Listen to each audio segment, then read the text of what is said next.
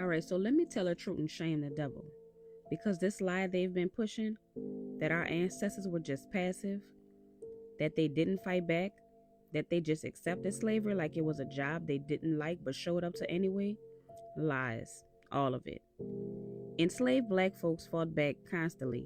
They ran, they rebelled, they revolted. Some of them flipped entire situations upside down. And the story I'm about to tell you, it's the one that they don't want you to know. This ain't no sad slave story. This is a freedom story, a love story, a takeover, a win.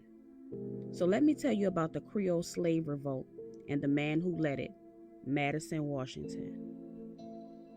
It was 1841. A U.S. ship called the Creole was headed from Richmond, Virginia to New Orleans. On board was everything the slave economy loved: tobacco, cotton, and over 135 enslaved black people chained up like cargo. But don't think they were just a bunch of strangers. Some of them were husbands and wives, parents and children, families being shipped off together or separated forever. The trauma was real. And right there among them was a man named Madison Washington. Now, Madison had already escaped slavery once. He made it all the way to Canada and was living free, but his wife was still enslaved. And instead of staying safe, he came back, risking his life to rescue her. But when he got back to the South, he was caught. And that's how he ended up back in chains, being shipped right back into the system he had already escaped. But Madison wasn't done fighting. On November 7, 1841, deep in the middle of the ocean, Madison and 18 other enslaved men made their move. They rose up, fought back, and took control of the Creole.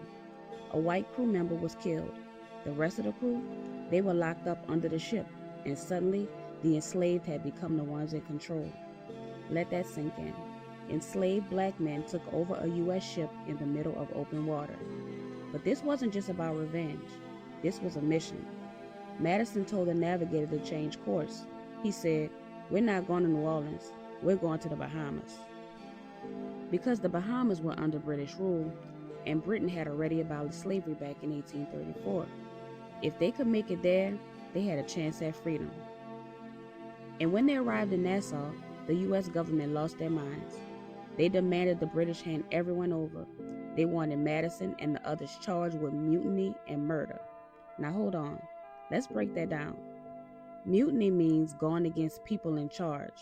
Like if you're a sailor or a soldier and you flip on your captain or commander, the U.S. basically said, these people hijacked the ship, and that's a crime.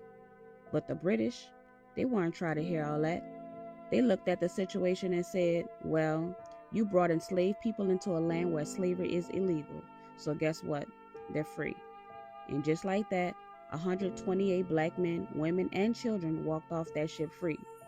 The 5 men accused of killing a white sailor, even they were eventually released. So what happened to Madison Washington after all that? Truth is, we don't really know. Some say he stayed in the Bahamas and lived out his life free. Others think he might have gone back to Canada.